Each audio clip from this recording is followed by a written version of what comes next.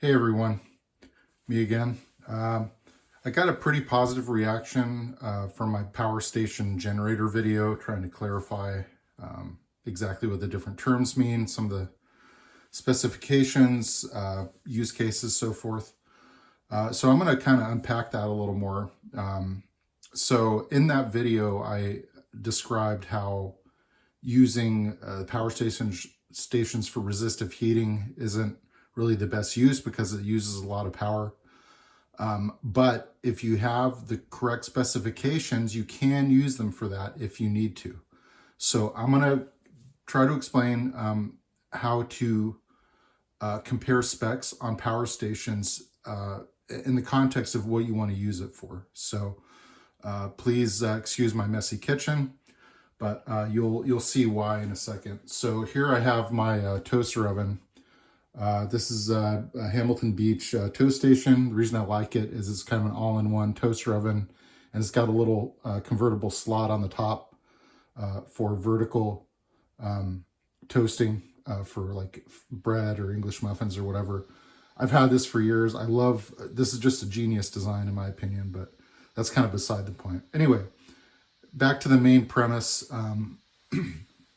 So the key thing you want to look for in resistive heat appliances, which would also include my 4-cup coffee maker, we'll get to that in a second, but is wattage. And specifically, maybe not so much with resistive heat appliances, but in general, you really want to look out for surge wattage, because a lot of appliances, case in point like a refrigerator, when it first starts up, you'll have a surge of power need that may surpass the sustained power output capabilities of a power station. So just for like a second or two, it needs to have the surge capacity to be able to get it started. And then once it gets going, it just needs, the power station just needs to meet the sustained power needs. So anyway, I recently got my former video, I borrowed a Anker Solix C1000 from a friend. I finally got my own because I was so impressed with it. So the Solix C1000 has a 1800 watt sustained wattage output and a 2400 surge capacity, which is substantially more than the Bluetti I had. I'm not totally up to date, but I'm pretty sure Bluetti has a competitive model that pretty much meets the C1000 feature for feature. But anyway, so back to the main premise here. So I'm gonna wedge in here and show you the toaster oven. Give me a sec. All right. So most kitchen appliances will have the specs usually on the bottom, typically. Let's see if I can do this without making a mess. If you look here, you'll see the wattage here. Usually it's like, if you see a little UL symbol, that's typically where it'll have kind of the electrical specs. And you'll see here it says 120 volts, 60 hertz, which is kind of the standard household power supply for North America. And here you'll see it says, yeah, that's 3, so that's 1300 watts. So when you're looking for a power station, you want to look for one that has at a minimum a sustained output of at least this much to power this reliably, where you can count on that. My Bluetti was not powerful enough for this, and I knew that. Pretty much my 4-cup coffee maker maxed out my Bluetti, which is fine because I'm kind of a coffee snob, so I like brewed coffee. So thankfully the Anker is more than powerful enough for this. Oh boy, look, I got crumbs all over my arm here. Guess it's time to clean this. Hold on. So on to the next one. All right, so the next commonly used household appliance, and I'd say most American households, is the microwave. So once again, my Bluetti was not powerful enough to power this. My Anker is. I tested it just out of curiosity, and it worked fine. Did get the fans going in the anchor though. It did. I don't know if I'd say it stressed it out, but it definitely was kind of pushing its capacity. So anyway, for microwaves, where you want to look is usually on the inside door, usually on the lower edge. You'll see specifications. So here, so this is kind of interesting. The input and output are a little different. It's a 1580 watt input and 1000 watt output. Most microwaves are between 900 and like 1200 watt. I believe that'd be output. But around 1500 is a pretty common input. Again, the C1000 has a sustained wattage rating of 1800, a surge rating of 2400. So this is well within the capabilities of the Anker Solix C1000. Again, tested it, worked fine. So anyway, that's that. And another one, this fairly common, hot water kettle. So on this one, the specs are on the bottom of the little heater plate. So I'm going to take this off here. And here, let's see, you'll see it 120 volts, 60 hertz. Again, that's just standard North American power specifications, 1500 watt. And again, I tested this on the Anker and it worked fine. Got the fan spinning pretty good because again, that's toward the higher end of its wattage output. But it powered it fine. Heat got the water to boiling.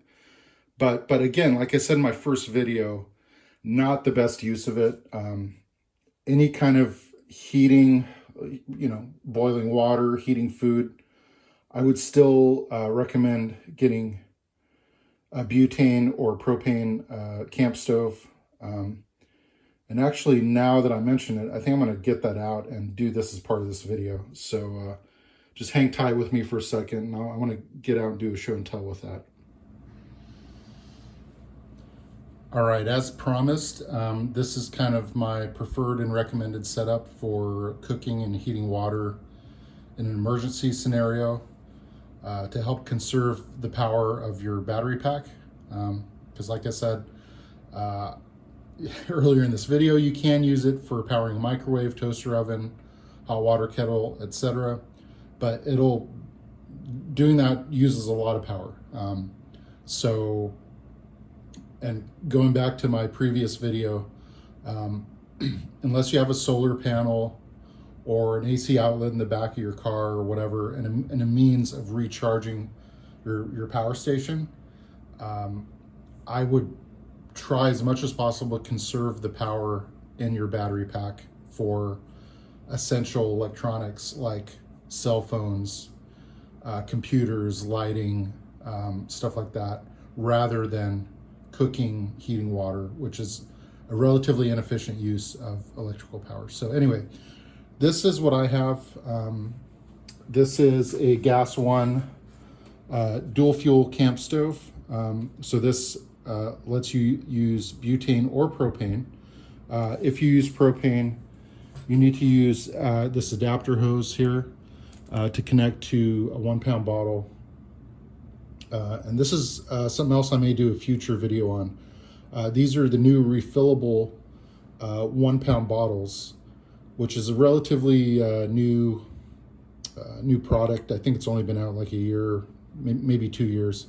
Important to note, in 2028, these are going to be required in California. California is basically banning the single-use kind of classic green camp bottles. They've just created kind of a nuisance in terms of waste.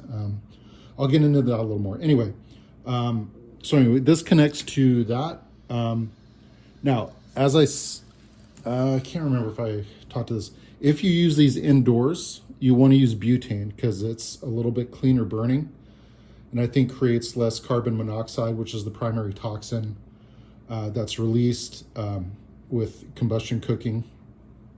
You still probably want to have a window open or some other means of air circulation, because whenever you're doing any kind of open flame, there is a hazard for carbon monoxide poisoning, so you do want to be careful with that. But if you use them indoors, you want to use these little butane. They're just kind of these little aerosol type cans. You can get these at Walmart, hardware stores. If you have an Asian supermarket in your area, they usually carry those, because these are also commonly used for like hot pot cookers. If you may have gone to Asian friend's house and they have, the big hot pot in the middle of the table. So these are commonly used for that. So those are all good places to get the little butane canisters. Anyway, so it's really easy to do. You just pop open the side compartment, stick this in. There's a little notch. See here, there's a little notch on the can that lines up here. Stick this in. Fairly self-explanatory. You press down on here, and then should light right up. Yeah, and one thing, butane burns exceptionally hot, so this will heat up your hot water or whatever you're cooking really quickly. So just be aware of that when you cook with this. Butane gets super duper hot, so keep an eye on it when you're cooking with it. Anyway, but I like these because you can use butane or propane depending on if you're indoor, outdoor, whatever. You also can get dual burner models of these. They're about twice as wide. I mean, I consider one of those.